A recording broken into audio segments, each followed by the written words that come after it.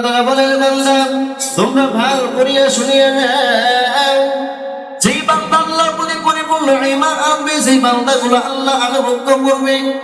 আমানতু বিল্লাহি ওয়া মালাইকাতিহি ওয়া কুতুবিহি ওয়া রাসূলিহি, এর বান্দা যারা আমানতু বিল্লাহ আল্লাহর প্রতি ঈমান আনবে, আল্লাহর কিতাবের প্রতি ঈমান আনবে, এই বান্দাগুলো দুনিয়ার মধ্যে সকল কাম নবী হাদিসের মধ্যে বর্ণনা করেন।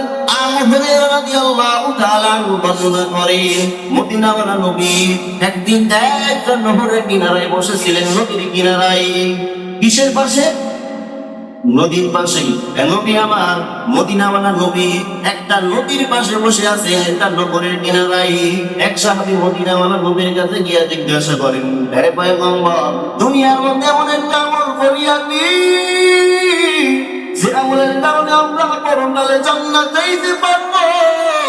মদিনাওয়ালা নবী জানাইয়া দিলেন, সেই বান্দা এই দোয়াটা প্রতিদিন সকাল সন্ধ্যায় পড়বে, বান্দা বিনা হিসাবে জান্নাতে যাবে। সুবহানাল্লাহ। এই গমনি বললো এই দোয়া পড়তে পারবেন তো? মদিনাওয়ালা নবী বললেন, কি দোয়া? ও সাহাবায়ে কেরাম, যারা এই দোয়াটা সকাল করবে সন্ধ্যায় পড়বে, বান্দা পূর্ণিমার নাই, পূর্ণিমা চাঁদের নাই, চেহারা উজ্জ্বল হয়ে যাবে, হাসতে হাসতে হাসরে ময়দান পার হয়ে যাবেন। সুবহানাল্লাহ।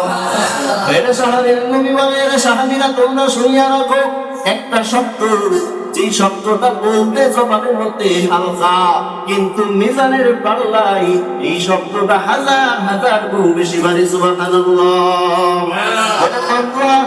লা ইলাহা ইল্লাল্লাহ মুহাম্মাদুর রাসূলুল্লাহ। সহজ না কঠিন? এক কথা বল না কেন? সবগুলা কঠিন। আজকে আপনাদেরকে আরো কয়েকটি বিষয় জানাইয়া দিই। যারা কালিমার মধ্যে পরিপূর্ণ ঈমান আনবে তারাই মরদাবি, যারা নবীর আদর্শ নিয়ে চলবে তারাই বড় দামি। এক নাম্বার ফজিলত, নবী বলেন যারা কালিমা মানিয়া জানিয়া চলে তারা দুনিয়ার মধ্যে সকল কাম। সুবহানাল্লাহ। এখন আমাদেরকে নবী কি শিক্ষা দিলেন?